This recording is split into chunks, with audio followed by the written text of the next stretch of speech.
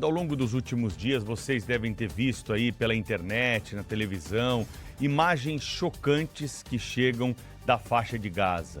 São famílias, são crianças que estão com panelas nas mãos em busca de comida. É muito difícil a gente ter certeza dos números que são divulgados, porque nós estamos falando de uma zona de conflito e um conflito histórico, um conflito onde nós observamos o rancor nas palavras de um lado e de outro quando tratam dessa questão. São verdadeiros inimigos históricos que protagonizam situações como essa atualmente. Mas é chocante você ver crianças envolvidas nessa situação. Pessoas que com qualquer tipo de travessa que tem em casa ali, de plástico, de metal, de alumínio, saem daquilo que a gente chama de casa, mas a casa também foi destruída, para buscar um pouquinho de alimento. A Organização Mundial da Saúde tem um número a respeito dessa situação gravíssima, chocante e talvez inédita na nossa história. 63 pessoas morreram no mês de julho de fome na faixa de Gaza.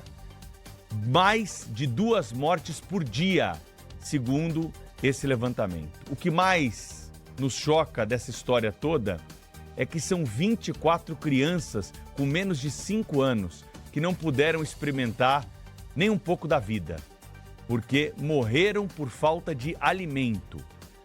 Os números que nós temos da ONU, eles também podem não ser tão precisos, mas indicam o tamanho e a gravidade desse problema vivido na faixa de Gaza, lá no Oriente Médio. Palestinos que moram na faixa de Gaza, 2 milhões e 300. 470 mil estão na faixa mais extrema de pobreza que possa existir numa classificação da Organização das Nações Unidas. Eu repito aqui, o número pode não ser esse, mas se for algo próximo disso, já é uma crise enorme.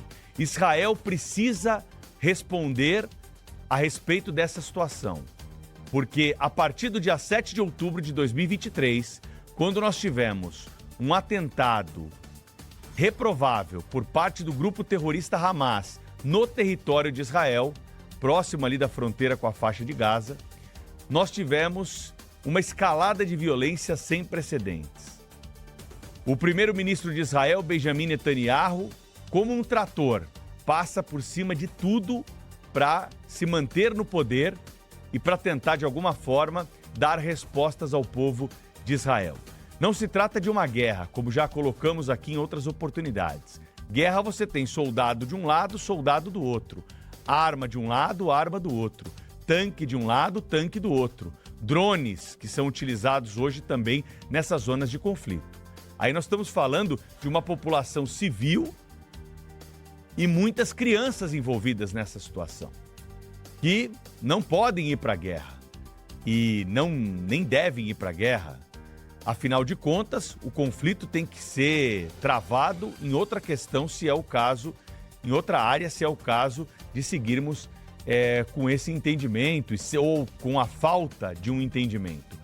Agora, essa população pagar dessa forma e os dados, eles podem não ser precisos, como eu disse aqui, mas nós temos algo que é o reconhecimento de erros que foram praticados por Israel. Não adianta ficar reconhecendo o erro, insistindo no erro, como Israel tem feito recentemente. E aqui, o maior exemplo disso tudo é um dado que não dá para ser rebatido. Em março desse ano, quando nós tivemos o fim do cessar-fogo, por 11 semanas, Israel interrompeu o fornecimento de alimento na faixa de Gaza.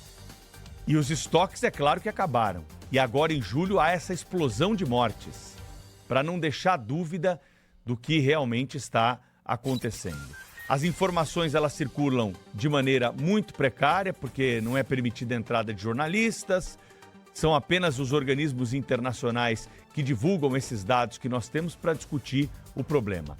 Mas não precisa de número, vamos combinar. Basta assistir essas imagens para a gente entender o que está acontecendo e o que pode estar acontecendo que nós nem temos conhecimento a uma altura dessa do campeonato. e a pressão internacional não vem na mesma altura com que Israel tem atingido o povo palestino da faixa de Gaza. Quem está certo e quem está errado nessa situação, nós só vamos saber lá para frente. Agora, que não se faz o que está se fazendo com a população da faixa de Gaza, isso nós precisamos concordar. É preciso ter um basta para essa questão e só vai acontecer isso se houver uma pressão internacional sobre Israel à altura. Algo que até agora só estamos vendo em declarações bem esparsas e bem pontuais.